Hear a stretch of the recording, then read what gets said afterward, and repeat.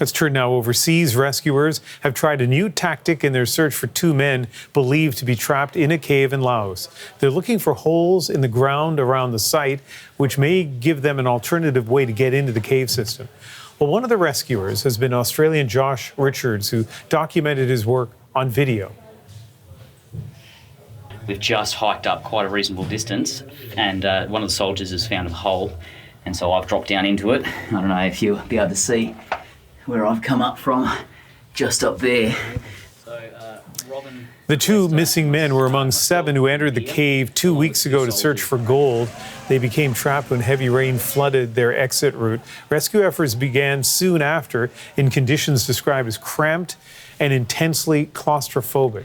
The other 5 men were rescued late last week, all in remarkably good condition.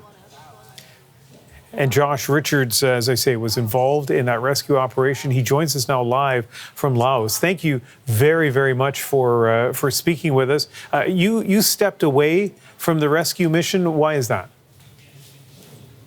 Ultimately, the search has moved into a phase that I'm not qualified to contribute to. So I was brought out to Laos to support diving operations. At the end of the day, I'm an exploration cave diver. That's what I do. I have quite a reputation in Australia in particular for squeezing the very small spaces underwater. Above the waterline, I'm actually claustrophobic. I don't like going into small spaces at all. I will force myself through them in order to get to the water. But the operation as it's moved into is the diving operation essentially has been deemed too dangerous to continue.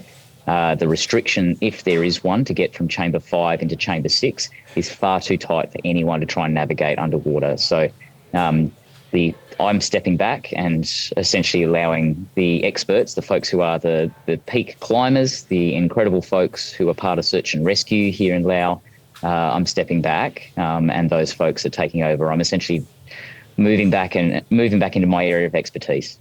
Yeah, and I think you're at the airport heading out. I'm sure people listening having the same reaction I am, that you would do this dangerous, delicate work and be claustrophobic. I feel uncomfortable just watching the videos, including yours. What was it like when you were on site? It was pretty horrendous, if I'm honest. The actual mine itself is incredibly tight.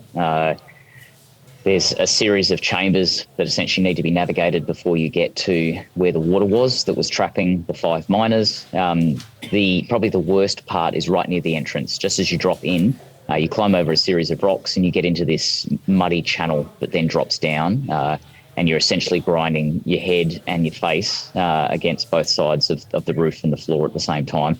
It's too tight for me to get through with my helmet on. So I've been taking my helmet off and then, like I said, grinding my head against the ceiling while my face is pushing through mud and water. So it's pretty unpleasant.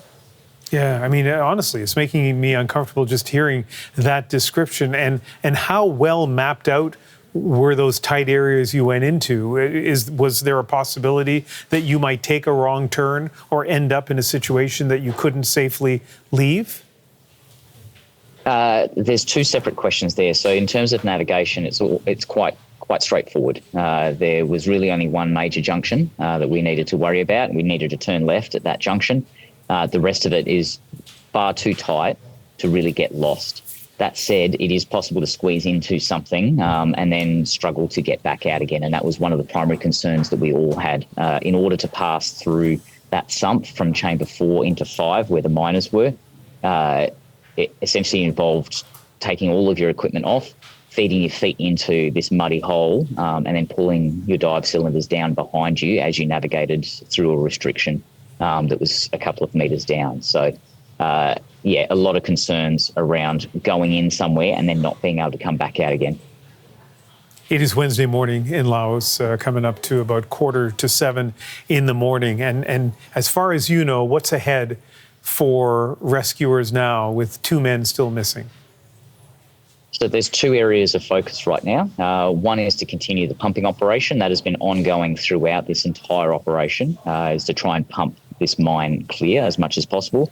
And that will allow the Thai cave rescue folks, the Lao cave rescue folks who are there to be able to potentially pass through those water-filled areas and push beyond chamber 5.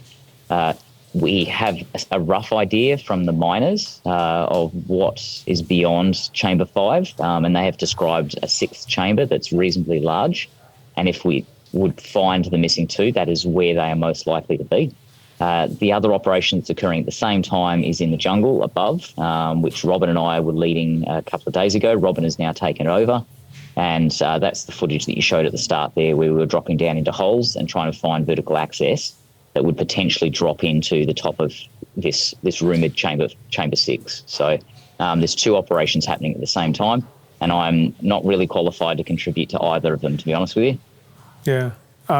Listen, we all hope for the best. What's the likelihood that these 2 missing men are still alive? I don't think any of us are discussing likelihood or hope or any of that sort of thing. At the end of the day, we are doing what we can.